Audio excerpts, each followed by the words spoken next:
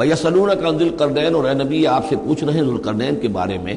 قُلْ سَأَتْلُو عَلَيْكُم مِّنْهُ ذِکْرًا، ان سے کہیے میں ان قریب تمہیں اس کے بارے میں کچھ حالات بتاتا ہوں.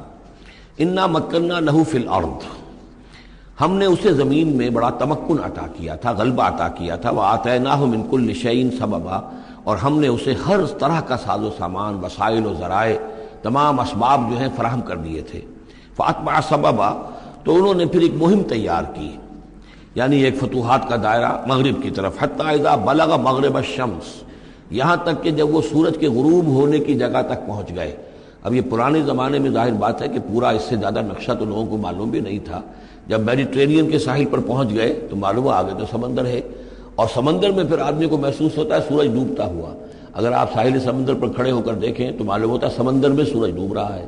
تو یہ گویا کہ مغرب الشمس بن گیا ان کے لیے، وہ یہ سورج کے ڈوبنے کی جگہ. حتیٰ اذا بلغ مغرب الشمس، جب وہ پہنچ گئے سورج کے غروب ہونے کی جگہ. وجدہا تغرب فی عین حمیۃ، تو انہوں نے دیکھا اسے ڈوبتے ہوئے، وہ ڈوب رہا ہے ایک بڑے گدلے سے سمندر کے اندر. وہ جو وہاں کا سمندر ہے بڑا گدلا سا ہے، یہ ایجین سی وغیرہ جو کہلاتے ہیں یہ بہت گدلے سے پانی کے ہیں.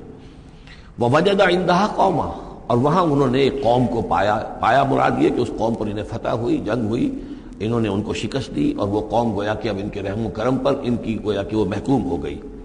قلنا یا ذوالقرنین، ہم نے کہا ذوالقرنین سے. اب یا تو یہ کہ یہ شاید نبی ہو، واللہ عالم، تو اللہ تعالیٰ کا اس طریقے سے براہ راست ان کو وحی کرنا. لیکن غیر نبی کو بھی اللہ تعالیٰ الہام کے ذریعے سے، جیسا کہ ہم نے دیکھا کہ وہ تو شہد کی مکھی کو بھی لفظ وحی آیا ہے، تو یہاں آیا ہم نے کہا اے قرنین. اور یہ بھی ہو سکتا ہے یہ صورتحال کی تعبیر ہو کہ گویا کہ وہ حالات زبان حال سے یہ کہہ رہے تھے. قلنا یا ذوالقرنین اما ان تعذب و اما ان تتخذ فیہم حسنا، کہ یا اے ذوالقرنین تمہیں اب پورا اختیار ہے، چاہو تو یہ جو مفتوح قوم ہے تمہاری اسے تم سزا دو، عذاب دو، ستاؤ انہیں، یا یہ کہ تم ان کے اندر اچھی روش اختیار کرو، ان کے ساتھ حسن سلوک کرو.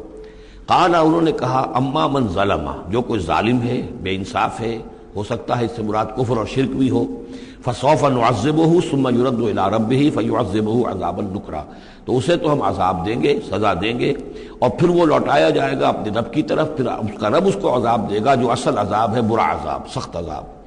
واما من آمن وعمل صالحا، اور جو لوگ ایمان لائیں گے اور یقین کریں گے حقائق پر، اللہ کو مانیں گے، وعمل صالحا، اور نیک عمل کریں گے، فلہ جزاء الحسنی، تو اس کو ہم اچھا بدلہ بھی دیں گے. وسنقول لہ من امرنا یسرا، اور اس سے ہم اپنے معاملے میں بھی نرم بات کریں گے.